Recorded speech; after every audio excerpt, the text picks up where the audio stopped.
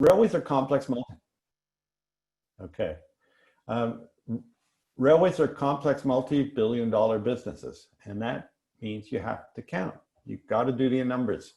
You know, airlines don't just make money or lose money because they smile and serve nice food. You have to do the numbers on everything. And if you learn how to do the numbers and get it even half right, it makes a big difference. And there's a lot of calculation to be done. Your instinct will point out what might be worth doing, but when I look and I see inside, I haven't seen a railway, I haven't had a chance to look inside a railway and didn't see things that could be improved, often quite a lot. Whether it's in the pricing, the structuring of the timetable, the organizing of the crews, the whole approach of the timetable. In Britain on Anglia Railways, we took a railway that was covering 70% of its operating costs and changed it into one that was covering about 120% of its operating costs. We did it actually by buying additional trains and doubling the frequency of the service. Of course, it wasn't that simple. There was a lot more complicated to it than that. But all of those things, we did it by changing the maintenance of the trains so that we had 11 trains, and usually two of them were being, or one of them was being maintained every day, and one of them was in store on standby.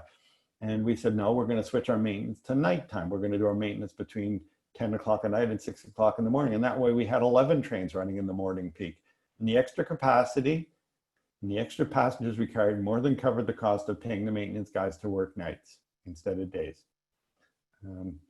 So when people tell me that passenger rail in the US loses money because the freeways are subsidized, gas is too cheap, there's too much parking, people love their cars, I say, yeah, that's all true. But it's true in Germany. It's true in most of Britain. It's true in China. It's true in Australia. It's maybe not true in Japan because they don't have the same road system, but there's some truth to that. But mostly it's, I think, because people either don't or are not allowed to run them as businesses and to really work at it. Now, you're always on the interface between the public and private sector. I'm not saying that the transit industry can be handed over to private operators and they will just do they will just run it to make money. There's always a big role for government and there's a big involvement for government, but it has to be done by people who count, whether they're in the public or the private sector, and focused very much on every penny.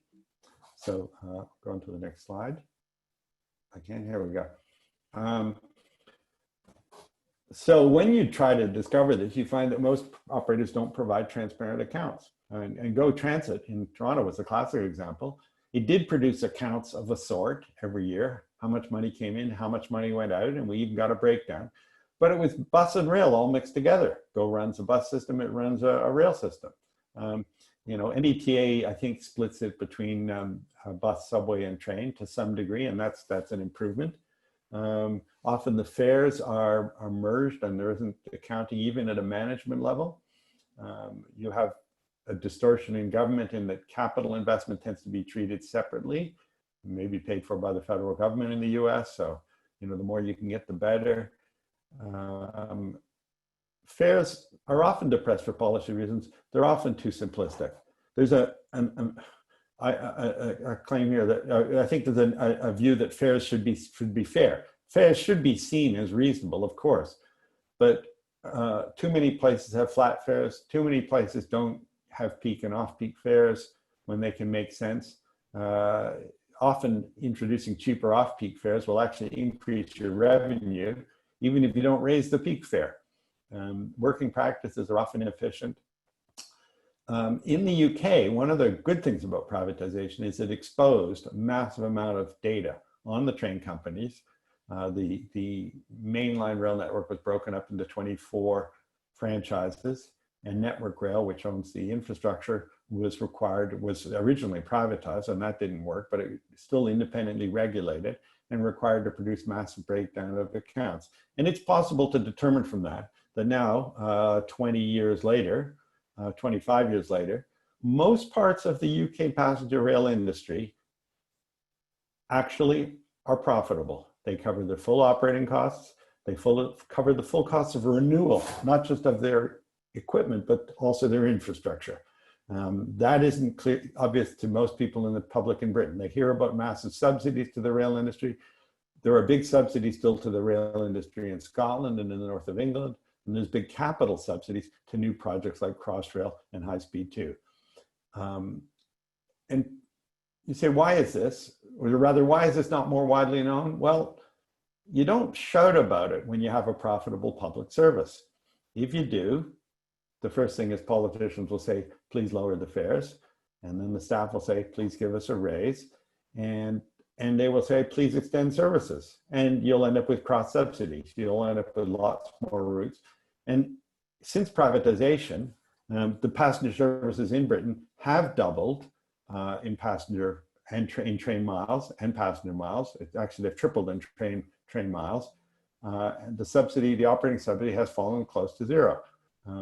I think in the US, the New Jersey Transit admits that it covers its costs, and I think Caltrain comes close to covering its costs. And I think both of those could cover their costs and have an operating profit if they were run a bit differently, both run more efficiently and probably run with cleverer fares. That's not a chart I produced, but that's one that shows, and the lower ones, this is from 2014, I haven't updated it.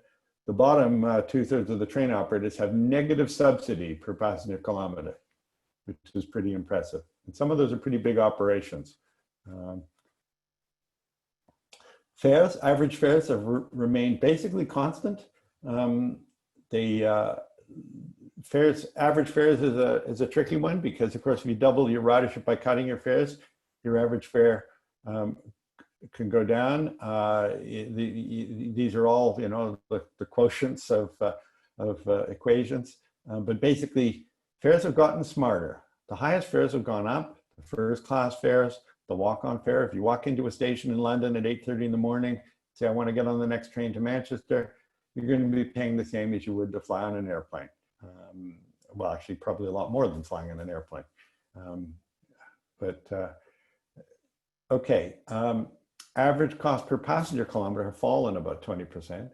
And question why has this happened? Well, partly it's because if you put more people on a train, the average cost per passenger kilometer falls anyway. So you increase your load factors. The trains are better trains. They're almost all air conditioned now. 25 years ago, most of them weren't. They're safer trains. They're all new trains. They all have full wheelchair access. They've all got automatic sliding doors. 25 years ago, a lot of them actually had slam doors you had to close. Some of them you actually had to reach out the window to open the door from the outside, which was quite bizarre. So the quality has improved, and yet the average fare has actually stayed the same or fallen. Ridership and revenue have doubled on most routes, much more than population. Explain that. This is a fantastic success story. Show me a green industry where that's happened.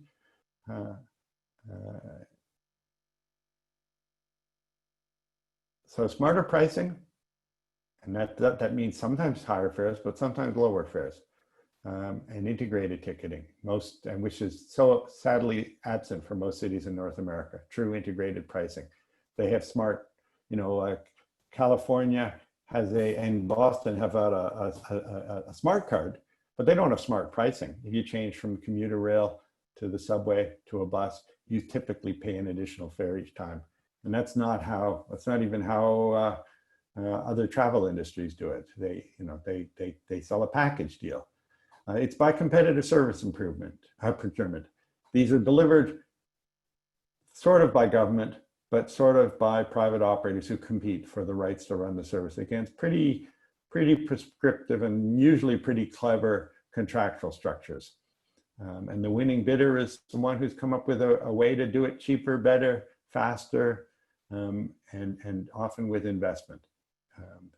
Investment in new rolling stock. I was quite proud on the rail franchise that we won because we come up with the strategy to buy $200 million worth of new trains, which we were able to bring in service within 2.5 years and effectively double our ridership. So Toronto, I don't have a picture of the Toronto skyline here, but I came back to Toronto 15 years ago, and it's a bit of a surprise to me. because the town I grew up in. Of course, it's tripled in the last 30 or so years. It's 6 or 7 million. It used to be 2. It's the fastest growing city in North America, I think. And it's growing up as much as it's growing out. It's now got a green belt, which is the outer gray area. This is Canada, remember, so they don't, they have planning controls that most American cities can't bring themselves to do. But there's still white areas, which is getting filled in with what looks like American sprawling suburbia. But actually, if you go around it, drive around it, you probably will be driving and you'll be on an 8 or 10 lane freeway. It looks American, but the actual density is typically much higher. There's apartment buildings. Of course, it's all racially integrated. There's areas that are poorer and richer, but they're no real ghettos by world standards. And it's got this little subway in red. It was built in the 50s and 60s and a bit in the 70s. Very conventional, New York subway, mostly underground. Somewhat, you're recording this in an organization that traditional, let's just say very traditional organization. Politicians who weren't aware really of what happened around the rest of the world. One of the problems is almost by definition, a local politician is someone who spent their whole life in one place. And to say, why don't you go and look at Vancouver, look at the automated metros there? Why don't you go to Switzerland and see the electrified commuter trains? Surprisingly few people in the Toronto and Ontario governments have actually ever even been to Montreal to ride the metro there. When I came back, for the NEPTOS report, I was persuaded to look at the GO system. And I said, wait a minute, this is all diesels. It's carrying 200,000, let me go on here. This is my report, metros. This was, I thought, the first and last headline I'd get in Toronto Transit, December 2013. Metrolinx's big move is the wrong move. Use GO trains instead of building downtown relief line. Scarborough subway has no real benefits, and then scrap fashion accessory LRTs. And yeah, a few weeks later, I was helping Metrolinx. So just tell you the history of Toronto is not in the US. It doesn't get money from the Highway Trust Fund to build, it never got it. And so they had to pay for the freeways. And they built 2 freeways into downtown, one down in River Valley, one along the lakeshore where it was cheap and easy.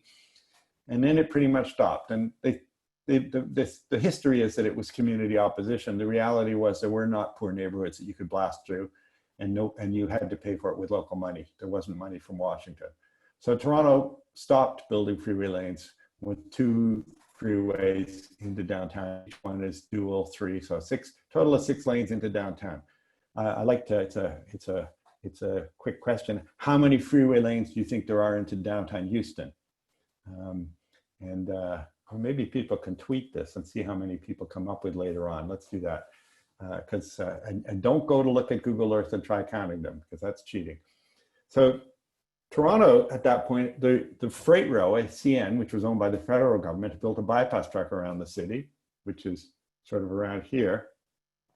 And there had always been a bit of a commuter rail line along the lakeshore, a few trains a day.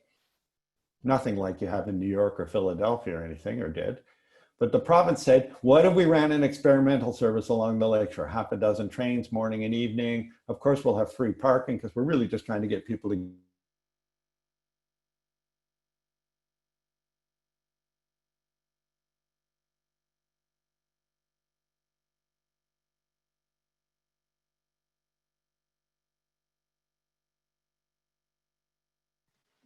Did the audio just cut out?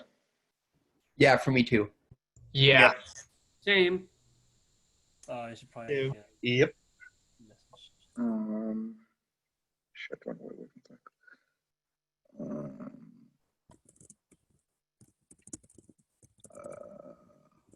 God damn it.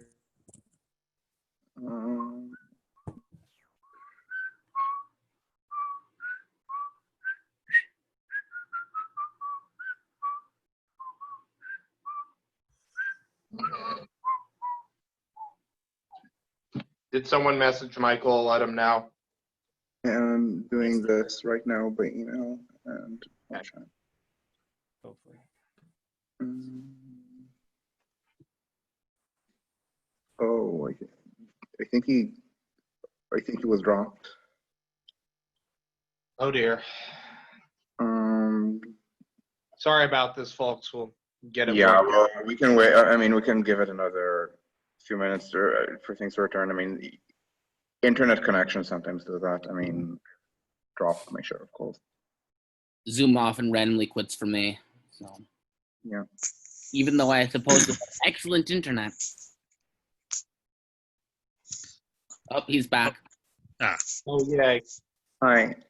Sorry about that. Hi, Michael. I'm back. Can we continue? Yep. This Awesome. happens about every 30 minutes for 5 minutes, and hopefully it won't happen again. Awesome. Okay. So Toronto now has got 7 routes. By the turn of the century, they were carrying 100,000 people a day. So that's 50,000 in and out of the downtown. It's now double that. So you're talking 100,000 of the people who work in downtown Toronto. So about a quarter to a third of the workforce now comes by commuter rail. Another third comes by local transit or active transportation, and less than a third of the commuters into downtown drive. I think that's similar in New York and Boston, not many other cities. 80 to 90% cost recovery. They quoted figures like 70%, but you ask to see the analysis that shows it, you can't really find it. And in 2008, the new government adopted this program of $14 billion to expand the LRT, the BRTs, and the subways. And this is what my NEPTIS report was about. But there was very little plan for GO. They looked at GO, they did various studies, but they actually spent several million studying electrification and decided it wasn't really worth it. It was going to be a lot of money, a lot of trouble. What they did was they looked at electrifying it and running it the way you run a diesel railway. And to me, that would be like doing a business case for an iPhone. If you said, well, they've got these new phones, they cost $1,000, and I have a landline on my desk, it works fine. And if I did a business case for buying an iPhone and compared it with using my landline and assumed I didn't use it any differently, then I would be crazy to spend $1,000 on an iPhone.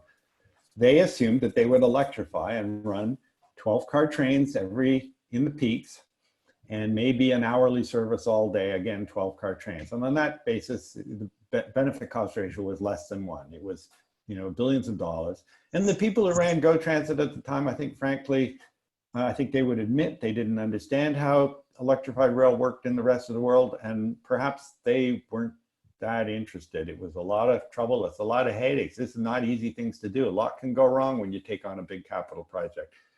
The NEPTIS report showed that if you did it, and you did it right, and did it for what it cost in other cities to do it, you'd get a benefit cost ratio of 3 to 1. And also, pretty critically, that once you were electrified, your operating cost recovery, your fare box recovery would go from 70 or 80% up to, well, 120, 130, 140%. And you can see all of this in the GO RER initial business case and the full business case, both of which are available on the Metrolinx website. The program is now about $20 billion. Those are Canadian dollars. It includes additional things like new stations, and it includes a lot of other state of good repair works, but the incremental cost of the electrified system compared with a carry-on as before is still about 7 or 8 billion. I think it's 10 because of inflation. Okay, and it's all being procured, the encore stuff, by a single DBFOM contract. So that's the business case. Put a lot of sweat into that for 4 months. Key points. We used as the inputs the existing ridership. It was great having existing ridership at pretty much all the stations. People said, how accurate are your ridership forecasts? I said, well, we already know how many people use it now. So that's a great starting point. And we know it's been growing at 2.3% a year because Toronto keeps growing, and without any more freeways into downtown, that's how the growth has to happen. Obviously, coronavirus has probably screwed that up a bit. We used standard demand elasticities because we were going to make the train journeys about a third faster, typically, and much more frequent during the middle of the day. We had operating cost rates. Again, we assumed existing work rules and things like that. We calculated benefits at $18 an hour to passengers. And we tested 4 scenarios. what they call business as usual, commuter rail as existing, half-hourly trains from the Lakeshore, which they started in 2014, but other routes only peak direction routes. Basically, the way Go Transit worked, and still does work on some routes, is the commuter trains carry 2,000 people apiece on each train into downtown, and then those trains spend the day parked in the downtown yard, go back in the evening, so they make one trip each way. And if you do the numbers, you make money doing that, actually. It's not a bad way to run a business. It's just not the best way to run the business. And so I've always said that Go Transit wasn't broken. It just could be made better. And in the way they did the middle of the day is they ran buses, nice buses, air-conditioned buses, but they were less reliable. And it's not the same experience as a train, but you could get a bus every half hour on most routes, and I've used them. We tested partial electrification. We tested running a high-frequency service with diesel trains. One of the challenges there is there does not really seem to be an efficient bi-level DMU available, or a low-floor DMU. The Go system is basically a low-floor system, low platform system rather. And then we tested regional express rail. And the key to making that business case work was that we would keep the existing trains. They'd always looked at electrifying and said, oh, you can't have a mixed fleet. And I had, believe it or not, I had to argue with people about this. They said, oh, mixed fleets are inefficient. I said, yeah. But sometimes that's the efficient solution, is to have a mixed fleet. You know, United Airlines, they have about 10 kinds of planes, and it's not all accidents. They use them for different things.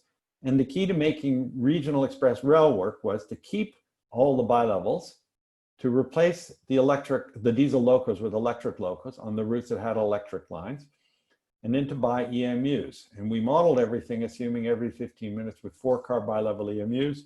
But I think in the optimization, we knew that on some routes, it was probably 3-car bi-levels every 10 minutes, or even 2-car bi-levels, depending on the route, depending on the time. And it's one of the reasons why we've gone to a DBFOM, is to have that optimized. This is just one snapshot from pages and pages of the models. You can see these are all the different types of vehicles we were testing. This is scenario 4. Scenario 3, these are all the different service patterns that we're running different trains on to calculate the seats. It's far more complicated than metros. I love complexity. There's nothing like a good spreadsheet at 10 o'clock at night when you're trying to figure out why you're getting an answer that doesn't make any sense. We produced these graphs, which also helped us find mistakes in the model. But you can see the CapEx by the corridors. The Kitchener corridor is the longest corridor. That's one of the reasons why it had the highest CapEx in the different scenarios. The Richmond Hill, we actually concluded, shouldn't be electrified. Stouffville is a short corridor, but definitely should be electrified. Milton is one that is owned mostly by CP and still has heavy freight on it. So we can't, or at this point, we're not able to electrify it. And then the Lakeshore East and West. Instinctively, everyone would say that, oh, the Lakeshore is the one to do first. Well, maybe, but when you dig in, you discover in Boston, I think it was the, what's the line through Dorchester called? Everyone says, oh, that's the one that should be electrified. It's an inner line. Actually, I did the numbers, and no, it actually isn't the one that's got the strongest case for electrification. Maybe a strong political case, maybe something about equity, but there's really just not much traffic along that corridor. Okay, so the advantages of EMUs, and we had to explain to people what EMUs were. This is really important. And if you asked someone at Go Transit 5-6 years ago, what does it cost to run a train per mile, an additional mile? They couldn't tell you, actually. But the additional cost per train mile for a diesel train with 12 cars is about $50. And I guess it's the same in Boston or New York or California. Shorten it to 6 cars and the cost goes down a bit, but not a lot. It's still expensive. Put an electric loco on and it's only 6 cars long, you're down to $25. Make it an EMU, a 3 or a 4-car EMU, maybe a 3-car EMU, looking $12.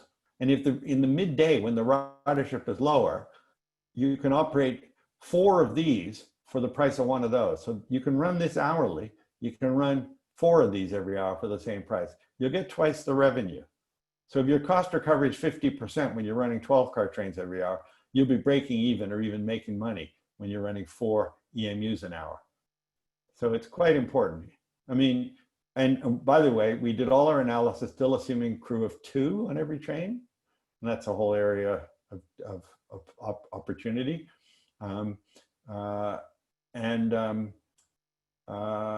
there's ridership growth by scenario, and you can see what happens on the lakeshore, which already has a train every half hour. When you electrify and go to frequent all-day service, your ridership grows up. Sorry, this is not today's ridership. This is the ridership. This is 2014. This is what the ridership does if you don't do anything. You still get 50% growth because of the growth that's happening in Toronto. Remember, this was from 2014. You get to that. You get this extra ridership from electrification and higher frequency. It varies by corridor, okay? Depending on what we do with the service pattern. These are the operating costs. All of this is available in the report on the Metrolinx website. Exhaustively testing the different scenarios, peak only, two-way all day, frequent diesels, frequent EMUs. The transport benefits just shoot up. You still need a subsidy, but these are net present values over 60 years, remember. The revenue, as you can see, is completely covering your O&M cost here, completely covering your fleet CapEx and your electrification CapEx. It doesn't pay back all the costs of the double tracking. A lot of the Toronto Go network was not double tracked when we started it. It's being double tracked now, but the net benefits are more than double. So basically it pays for itself. This shows that after electrification, which we'd done in 2014, we thought we'd be done by 2025. I guess it's now looking like we've lost 5 years, but it'll be 2030. You start to have operating surpluses that go up and cover not just operating costs, but actually the cost of additional rolling stock you have to buy because the ridership keeps growing, so you have to keep buying trains. New government was elected in June 2018. Actually, one of their key mandates was they were going to reverse and get rid of the cap and trade program. So people thought they were against climate change. The premier drives a large SUV, and so does his brother, and lives in the suburbs. But he was quite committed to building public transit. And I think one of the messages was, this will get most of your voters into work. They'll get 10 more minutes in bed every morning, and they'll have 10 more minutes at home every evening with their families. And it will get the system out of needing operating subsidy. And those are pretty good messages. Where we've got work underway, double tracking, 2 of the corridors, building a tunnel under the 401 expressway. We go under, I think it's 22 lanes of expressway, the widest and busiest freeway in North America. I think the Katie's got more lanes, but 401 is busy all day, all night. Basically, Toronto's got one east-west freeway. It's almost a linear city. We decided to split the project into on-corridor and off-corridor works, and all the on-corridor stuff, that's all the clever stuff that you need international players to come and show you how to do. And that we didn't feel that we could optimize ourselves. We wanted to have manufacturers testing and looking at different strategies. Should they be 3-car EMUs? Should they be 4-car EMUs? Should they use hydrogen? And so the market has been left a lot of freedom to figure out the best ways to do that. And the contract will be awarded substantially on who maximizes the net benefits. So it's not about spending the least. You have to meet the minimum requirements, but if you exceed the requirements, and that basically means running trains faster or more frequently on each of the routes, you get the benefit of that in your in the evaluation. They don't own the passengers. We own we own the passengers. We collect the fares. We set the fares, and we have some rights to increase the services. And we direct them to add more capacity as and when we feel it's required. But the bid mechanism encourages them to optimize the technical solution. There's several stations already underway where we're rebuilding stations in partnership with private developers. I think there's about 6 of those, but of course there's lots more. Go Transit has got 70 odd stations now. And I think at probably 1/3 of them, there's potential for substantial integrated development. We've already got now 15-minute all-day service on the lakeshore, but with diesels. Obviously, it's not the most cost-effective way to do it, but it's delivering results already and the ridership, improving the ridership. Okay, relevance to US cities. lots of US cities have systems that are not too different than Go. Mini Salt Lake City, Seattle, Caltrain, diesel, commuter rail, many with bilevels, many with the same Canadian-made bilevels even. Some are electrified, but they don't seem to optimize it. And I'm not sure whether that's because they don't do the analysis. I think that's part of it. When I first started looking at Boston, I went to the Wikipedia page, and it said the reason MBTA doesn't run electric trains on the Providence line is because they'd have to buy special trains. And I thought, that doesn't sound like a very good reason.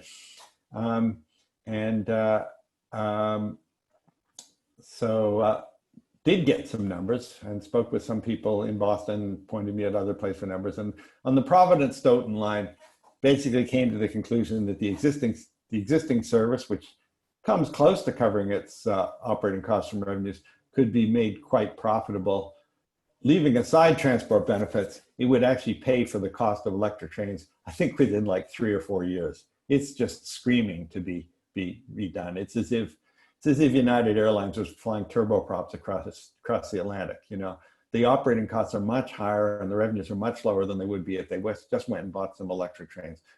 And obviously the line's all electrified. You probably have to make some tweaks to the signaling system and the yards. You might well find that you don't have to rebuild South Station. We got hired by a private client to go look at the system about 4 years ago. Spent a couple of days, and we're just appalled by what we saw at South Station, which seemed to be run the way you'd run a steam railway yard, actually. And so the money that's being spent to rebuild South Station and expand it just doesn't seem to be necessary. Newburyport-Rockport line, very interesting. Lower traffic, but good all-day traffic, and actually in a corridor that doesn't really have an expressway. So it's almost like Canada. Fairly high density all around the stations. Again, a real potential to have a much better service with massive transport benefits for about the same subsidy. So not a screaming commercial proposition like the Providence line, but a really good public sector project.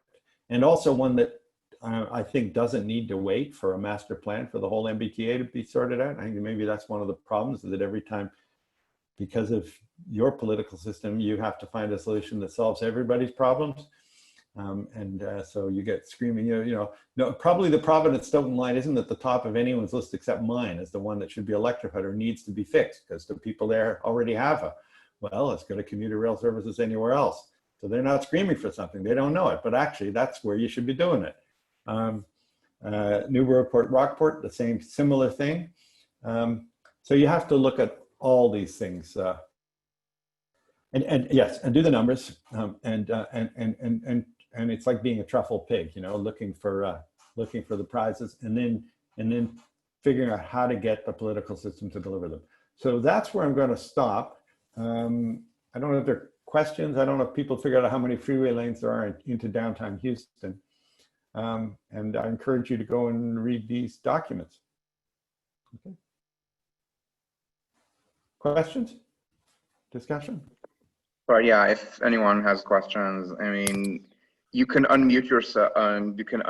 But if about 5 people are going to talk, we're going to have to do it with with me muting everyone and using the hand raise system. Stop sharing this stuff. Why do you think that that Toronto is actually responsive to the Neptus report you put out? The thing is, if someone did that for New York City, for the MTR New Jersey Transit, they'll be shunned, and that wouldn't have gone anywhere. Well, that's what I thought would happen in Toronto too, actually. I guess I did a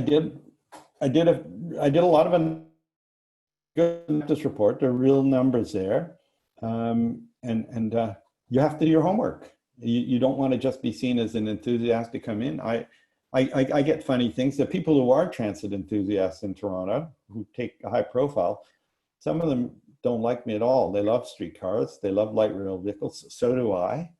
I love transit, but I've criticized some of their sacred cows. saying that some of these light rail lines don't really make a lot of sense. Some of them have actually gone after me as this British guy. What does he even know about Toronto? Which is kind of funny because, you know, like they do have the internet. I have a Wikipedia page. They can find out that I was born and raised in Toronto, but they don't seem to figure that out. It may be the political system in Canada is more conducive to policies emerging rather than just, you have a lot of,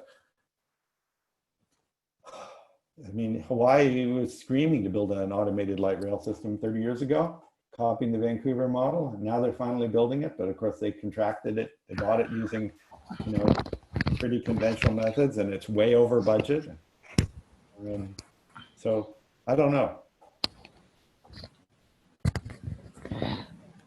Could you speak to how to address political situations where high staffing levels with conductors are kind of an unfixable problem, at least in the short term? I don't want to have I remember Jay Walder's an old friend, and when he took the job in New York, I asked him about that. He said, oh, he has a bodyguard. So obviously having overstaffing is a problem, but it's not really usually the only problem. If you're going to expand your all-day service, you can be creating a lot more jobs. So, it's how you want to, that's one of the roles of concessioning. It hasn't worked entirely in England. I mean, they still strike battles about going from 2-person to 1-person operation. In Toronto, which still has 2 people on every subway train, my son's comment is one of them is there to read the map and the other one is to steer. Where the newest line is going to be driverless, and nobody said boo about that, and I think that's part of it. So Paris went to driverless operation on line 1. Paris, the head of the transit union, is a member of the Communist Party, and they had no strikes. And I asked the Paris why that was, and they said, well, actually, about half the drivers on the Paris Metro have witnessed a suicide, a jumper. And there's quite a few who are actually kind of tired of driving trains. And so they just sat down with the union and made a deal, and nobody lost a job. And it's the same in Britain. We never had any strikes on our trains. We went from 2 people in every train cab to 1 very quickly after we took over. We paid them more. I think we gave them a 20% raise. And they also worked about 20% more because the shift patterns were quite inefficient. Some unions love that because they think it's their job to get their people paid more. Some unions hate that because they want to have lots of people who aren't paid that much. Maximizing the number of employees seems more important. So I think people do it in the US. There are not every public sector agency is hopelessly inefficient. You just have to create a structure to do it, and that can be done through concessioning or franchising. It can also be done by the people you put in charge of managing your own organization. I think Jay Walder did de-staff a lot of the station ticket offices in New York, right, when they changed the fare system? Some were just closed. They've been trying to shift it to like a different role, but the unions have stopped that. Right. Yeah. Well, there has to be political will, and there are plenty of other things to take on besides that, and they're all difficult. So next, got people raising their hand, but I don't know how to see who they are. Oh, here we are. Robert Hale? Or Jonathan on. Jonathan hi. on. Yeah. Yeah, I was wondering if you could speak to your experience about your equation with the surplus and the benefit, where your operating agency has to deal with the freight rail as a tenant instead of owning a right-of-way. So where you want to implement a higher frequency service, but you need to pay extra for your slot. Sure. Well, it's a negotiation. There are principles that are used, the average cost pricing and so on for the access. I can't, the view that it's impossible, that there does not, is there has to be something in it for the freight railways, but they're businesses, and you know, they are also to some degree, they know that they are at risk of regulatory interference or re-regulation, and that's the case in Canada. And so those two together have meant that, you know, if there's look, they're not going to cancel, they're not going to give up capacity that generates some millions and millions of dollars a year. So, you know, Canadian National, work it out. I think they run basically the equivalent of 50 trains coast to coast each day. And the market cap is 50 billion. So each train, if you force them to run one less train coast to coast, that's $1 billion of market cap. They're not going to do that. But if you can find ways to fit your trains in between their trains, or even buy their line, and guarantee to sell them back the capacity they need, you know, there are different ways of doing it. It's not intractable, and we're finding Toronto has already increased the go. The management changed at Metrolinx about 3 years ago. Brought in a guy from he's actually a South African, but worked in Europe and Britain, and in the rail industry. And it went from being you can't get any more capacity on the CN and CP lines to guess what? CN and CP are finding that you wave the right amount of money in front of them, and a little bit of the stick of regulation, and more importantly, a technical solution to them too. You know, you can save a vast amount of money. One of the ones, and it's often worth an awful lot. You have to understand what it's worth to you as the operator. If you can, Go-Ahead lines has lines that it was only running tidal services on, and if you can deadhead the first and second trains in the morning back out and run them in as well at the end of the peak, you can save tens or hundreds of millions of dollars in capital and operating costs. And that kind of thing makes a difference to the freight operators. They'll find a way to help you solve the problem if they can share in the gain. Got two more hands. Andrew? Yeah. Hang on. I was curious if you could render an opinion on why it seems to be so hard to sort of adopt off-the-shelf implementations like Vancouver's automated metro system, just copy it exactly onto another location. Well, we're sort of doing that with the Canada line, sorry, the Ontario line in Toronto, and sort of did that with the Canada line. But if you're talking metro lines in urban areas, there's an awful lot of issues you've got to sort out about the alignment of property that a private developer can't do. You know, we have to sort out not just every station location, we have to sort out where our work sites are, where we're tunneling from, our easements. We have to have an EA process that we cover. But we are in market now, and I can't say too much, but we're in market now for 3 contracts for the Ontario line. One of them is called two of them are for infrastructure, and the process will be that we give the bidders what we call a reference design for showing the alignment, showing the stations we think we want them to build. But they can modify those designs and make them better, make them cheaper, or even a bit more expensive, but with more benefits.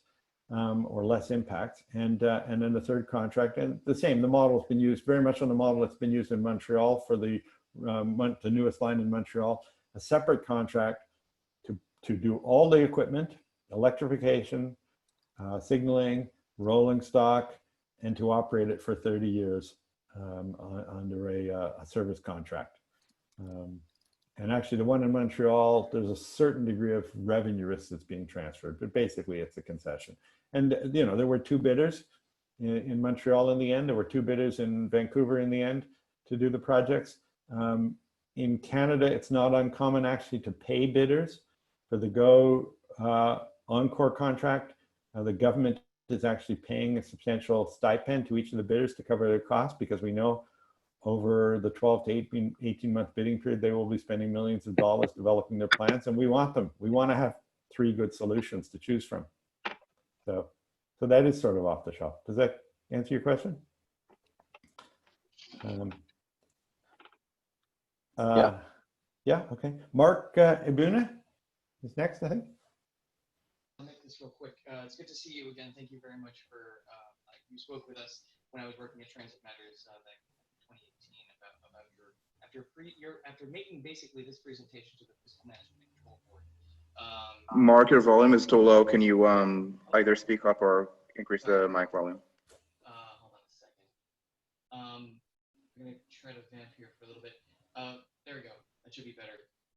But anyway, I wanted to say thank you for. Oh no, it's still not any better. Is that? Can you still hear me, guys? Yeah, I can hear you. Okay, You're not loud, but I can hear you. Basically, I was wondering if you could talk a little bit more about how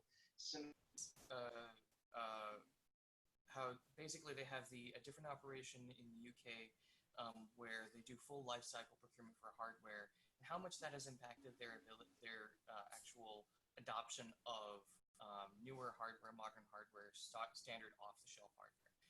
Because you see most of the time, train operators will use the same equipment that has already been procured for another franchise. I'm curious if you could talk a little bit more again about that sort of off-the-shelf hardware implementation rather than sort of procuring perspective. Sure. Well, standardization using off-the-shelf is something that you want to try for, but it's not an end in itself. It's whatever makes sense. So UK operators generally procure their own rolling stock, and they go to market, and they usually have franchises that are 5 to 15 years long, not long enough to amortize the whole rolling stock. Somebody else has to buy the rolling stock, a private investor, a bank of some form, and they're taking the risk that the stuff is reusable. So in my 7-year franchise experience, I think we got 4 or 5 fleets of new trains, and in each case we had to persuade banks that the trains we were buying probably would stay in use on the routes we'd introduced, but they might not, but they were sufficiently reusable that they'd find another use. And there's a lot of standard stuff on the GO system. The stuff that's going to run on GO Transit can run pretty much anywhere in North America. We're keeping most of the vehicles are the ones we've already got, 1,000 bi-level vehicles. So we're modifying them for level boarding and so on, but that's a modification that might or might not be useful somewhere else. There's an issue. There aren't 1,000 other low platform bi-levels, I think, in North America as a whole. So there's not really an alternative market if you wanted to get rid of them. The locos are pretty standard, and there's a market in those. Metro trains, it's very different. It's not just that you might choose a tunnel size or something like that that's different, or a combination of door length and train length.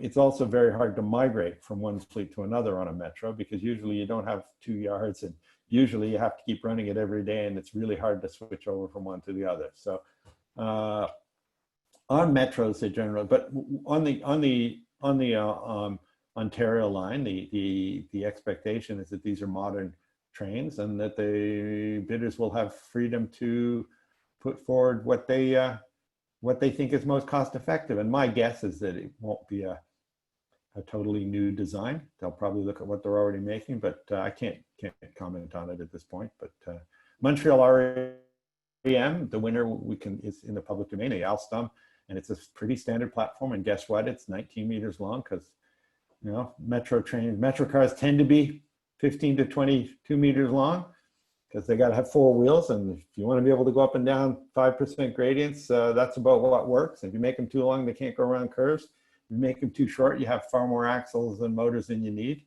things like that. So there's a natural degree of standardization, but it's not a religious obsession. I think the U.S. government had this idea. The problem with metros was they were all different cars, so Baltimore and Miami both got the same car, and that was it, right? And it's okay. I don't know if that's helpful or not. Who else? Adrian? Did we get you? Yeah. Can you hear me? Yeah.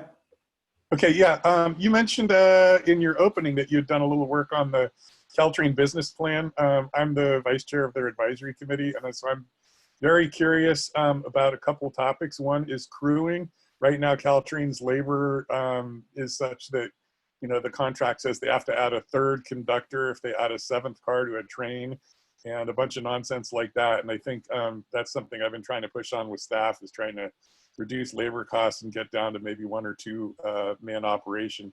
The other thing, if you could comment on that, the other thing I'm curious about is if you did any thinking or talking about going to level boarding. As you may know, the KISS Statler EMUs that they're getting are fitted with 2 different door heights for compatibility with high-speed rail. And they're currently actually, they have a change order and they're gonna plug the high doors. But I'm just curious if what kind of thinking or work you've done with staff along those subjects. I haven't been that close to what's been the work on Caltrain, but I'm delighted to hear they've decided to not use the upper level doors, which seemed to be a mistake. That, to me, you have as close to a greenfield as you can in California, and that the right solution is to go with what we call a, it's the same height as the Germans pretty much. It's 25-inch level boarding, which is the lower deck of a bi-level. And that's what Toronto is going towards. So the trains are going to be modified with a folding out step that fills the gap, but a train mounted one. And pretty much what the Swiss do. People said, oh, that can't be reliable. Well, go to my YouTube page and you'll see one in Zurich, and that's what the whole Zurich system is doing. And when I heard that high-speed rail had decided, oh no, we have to have single deck trains because there are no bi-level high-speed trains in the world, I said, well, I don't think that's actually true, because I've been on trains that seemed pretty high speed and seemed to be bi-level. And yeah, well, their argument there, because I'm also on the high-speed rail community working group, I've had this conversation with staff, and they are saying that if we go with a bi-level, we're cutting out 80–90% of the high-speed trains in the world, and we're going to be trapped in a single vendor situation. Yeah, so rubbish.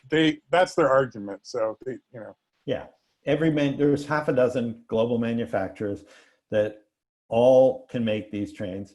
You know, tell me why a little company like Stadler is getting work all over the world. I mean, you know, it's not like you got a great price in Caltrain. You did pay about the highest, you probably set a world record for prices. Double. And guess what? We had to use that number in the Go RAR business case. Because people said, oh, that's what a North American approved bi-level costs. I said, well, only if you order 80 of them, and you know, and you run a bid, you know, that leaves you with one bidder who, and you have to build everything in Salt Lake City, which is probably not the cheapest place to build stuff either. So, right. So no, I think the right thing to do on high-speed rail is to go for 25-inch level boarding for both high-speed rail and Caltrain. I just couldn't understand how else you'd get all those bicycles on and off. Are they supposed to carry them up the stairs and out the mezzanine? They were going to have an internal lift. It's quite a Rube Goldbergian mess. Yeah, so they've dropped the internal lift because that had by rules had to be able to carry 600 pounds because of disabled folks in wheelchairs, and then they decided that the FRA wasn't going to let them use the lift while the train was in motion. So they'd have to use the lift while it was stopped, which would kill their dwell times. So it's a complete mess. Yeah. No, you know, you have to have, and I think you got it at Go, and I think you have it at Caltrain. You have to have leadership that makes difficult decisions sometimes too, and talks to its, and wins its support from its political leaders, but is prepared to talk tough to them, say, you've got to do this, because if you don't do this, you know, it's not going to work. So I'm just mindful, we're running low on. Yeah, we've run over. We have time for like maybe one more question. Yes. And then I have a quick announcement just after the last question about the next session. I don't see any more hands up. Is that Andrew and Adrian? I've spoken with both. So maybe are we done questions? One person in chat named Bjorn Swanson was asking about wages, how train operator wages in the private sector and in Europe compare with the North American public sector. Oh, they're high.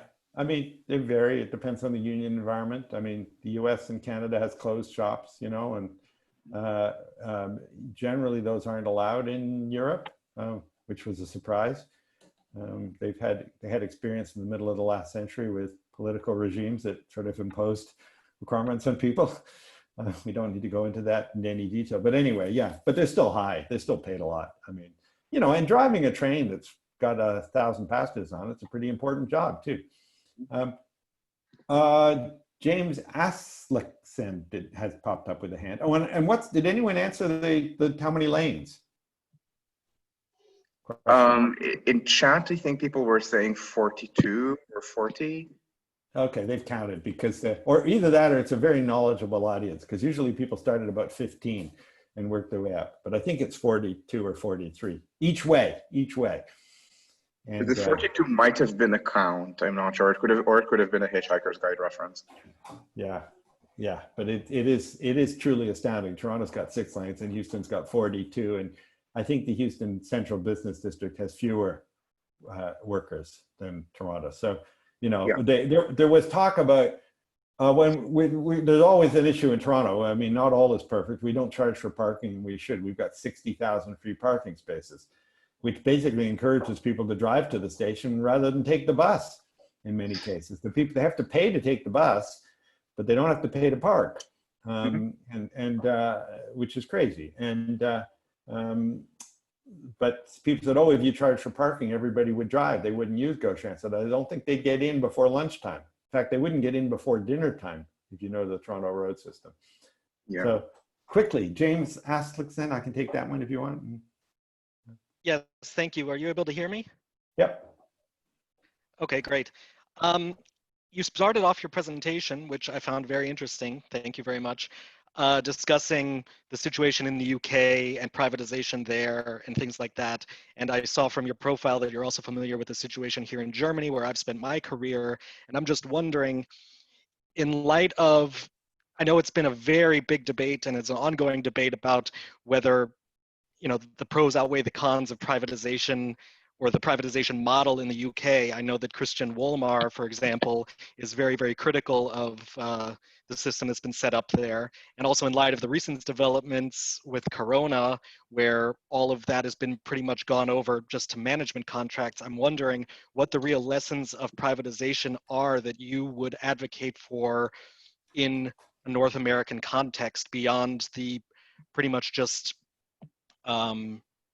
contracting out of operations like is done with Herzog Transit Services and Veolia and things like that. Christian Wolmar, who's an acquaintance, his books sell more, and he makes a living claiming real privatization is a disaster. But the numbers seem to suggest otherwise. In terms of lessons, oh gosh, you know, I don't know where you start. There's more right ways of doing it than there are, and there, you know, there's no, it's complicated, and recognize that it's complicated, and you have to work your way through it. But if you do it right, it can deliver real results. It's not a panacea like anything else, but you've got a lot of privatized railways in Germany now, privatized train operations, including some I've been involved in. And, you know, some are very good and some are less good. And to the extent also that they're a challenge to Deutsche Bahn to do a better operation, they have indirect benefits as well. So. I think that's a discussion that we can have at length. We need another hour at least. Yeah, there's going to be some time during the breakout. So Ethan, you want to make an announcement? Yep. So I believe we're going into lunch right now. Correct, Alon? Yeah. Yes, we are. So this Zoom link will be open. There's also going to be another lunch discussion. We had a participant who wanted to do sort of more of an open-ended discussion, possibly with partial focus on regional rail in Mexico. So you can access that one by going into the most recent timetable that you should all have access to and clicking on room 4, and I'll be co-hosting that session. And I'm gonna stop the recording right now for going into like social. Yep. And I will keep this Zoom open on my phone in case anyone has questions.